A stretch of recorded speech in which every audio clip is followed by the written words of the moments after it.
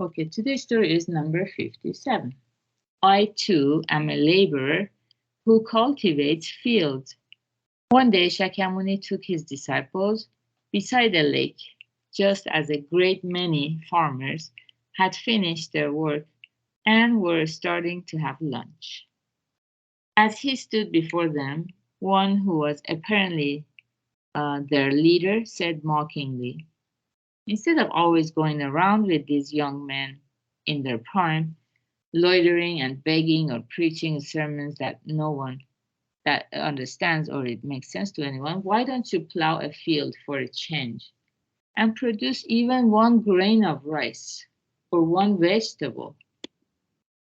Shakyamuni answered tranquilly, "I too am a laborer who cultivates fields, plants seeds, and reaps a harvest."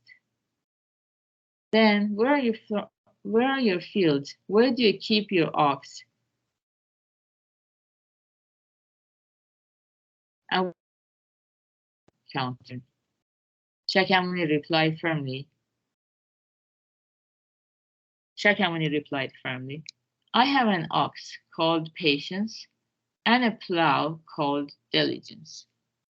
The field I cultivate is the human mind, and I sow seeds that yield true happiness." Very good. This is a very famous story about the life of the Buddha. After he reached enlightenment, he would go door to door talking to people or farmers in the field and where they were having lunch. So, um, yeah. And finally, one of these people complained to the Buddha and said, "Instead of just going around the town asking these young people in their prime youth, asking them to give you something, very, why don't you go and make your own food by cultivating the field? Why do you have to ask for food to other people? And then you end up just preaching sermons that makes no sense. Why don't you go plow a field or a change and then produce even more grain of rice? Or why don't you plow a field for a vegetable? What about that?" And Shakyamuni Buddha answered tranquilly, "I too am a laborer who cultivates fields, plants seeds, and reaps a harvest." And the person gets angry, right? They're like, "Where are your fields? Where do you keep your ox? And where is it that you say you sow seeds?" So Shakyamuni Buddha then responded calmly, "I have an ox called patience and a plow called diligence. The fields of this that I cultivate are actually human minds, and I sow seeds that yield true happiness." So the field that Buddha is working on, it's invisible. Obviously, it's the field of the mind, what we think or what we say. Actually, what we say before that, we think it in our mind. And then before we speak something, we think about what to say to this person. So it's all in our mind in this way. Yeah. So to ignore that and just look at a person's physical actions and say, "Oh, you're not working." Um, yeah. So to kind of be jealous of these farmers, that's really um, lack of wisdom, because all we have to do is we have to cultivate our own field. And yeah, so Buddha is doing that. Buddha is becoming a good condition for other people by um, by the wisdom of the Buddha. So each person becomes uh, their suffering begins to go down, basically.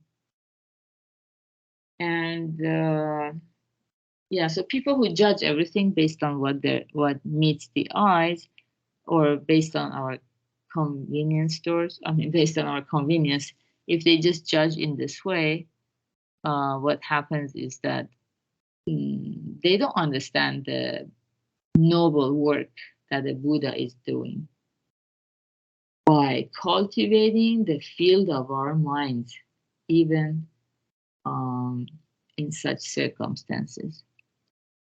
Yeah, so people judge everything based on the shape or form, or how it looks, but that's not a good way to make a judgment, because when the mind is getting cultivated, and then, yeah, most people have no clue about how the mind is getting cultivated because it's invisible.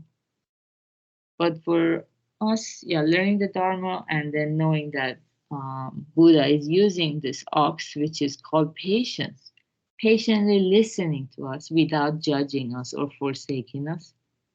And then also um, yeah, the um, diligence as well.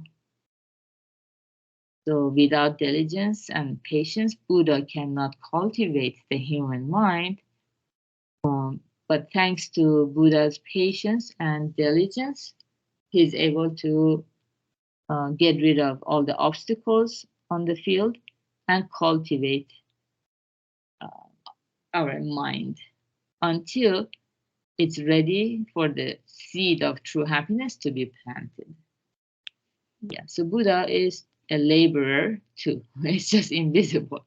Where is his field, or how is he planting seeds, and how does he reap a harvest? It's just unseen. There are many things in this world that are unseen. It doesn't mean it's not there. It just doesn't meet the eyes immediately. So listening to Buddhism is helping us gain deeper insights into all those causes and effects. So good job everyone for being here and practicing together, and have a wonderful rest of your day. Bye. Okay, good night. Okay, thank you, Gary. Yeah, good night and good day to you. Thank Thank you. thank you.